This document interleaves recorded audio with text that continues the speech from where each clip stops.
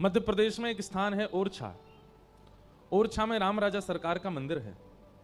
आप लोगों के यहां से मध्य प्रदेश थोड़ी दूर है, ज्यादा दूर नहीं है। वहीं मध्य प्रदेश में उत्तर प्रदेश बॉर्डर के पास में, झांसी के पास में ओरछा राम राजा सरकार, वहां के राजा थे श्री मधुकर शाह। उनका ऐसा नियम था, कोई भी तिलकधारी अगर उनको दिख जाता था, कंठीधारी, धोती पहना हुआ, किसी भी रूप में कोई वैष्णव भेष में उनको दिखता था, अपने सैनिकों को उन्होंने आज्ञा दे रखी थी कि कोई भी वैष्णव भेष में दिखे उसको ससम्मान मेरे नगर में लाया जाए। उसको माला पहनाते, तिलक करते, आरती करते, दक्षिणा देते। अपरिचित, जानते ही नहीं है, फिर भी क्यों? क्योंकि तुमने कंठी पहनी है, तुमने तिलक लगाया है, तुमने धोती पहनी है, तुम ठाकुर जी के भेष में घूम रहे हो, इसलिए।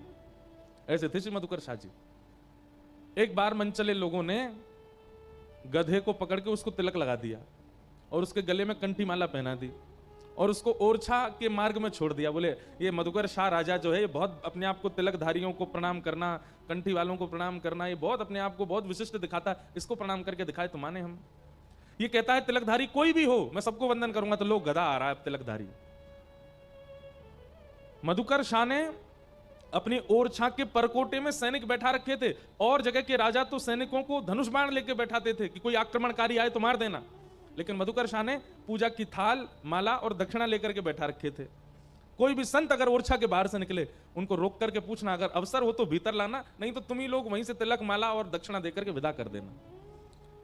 जैसे ही गधे को आते देखा, तिलक लगा था उसके चेहरे पे, तो जितने सैनिक थे वो थोड़े से घबरा गए। बोले राजा की तो आज्ञा है कि तिलकधारी, कंठीधारी कोई दिखे उसको प्रणाम करना है, अभी गधे को कैसे प्रणाम करें।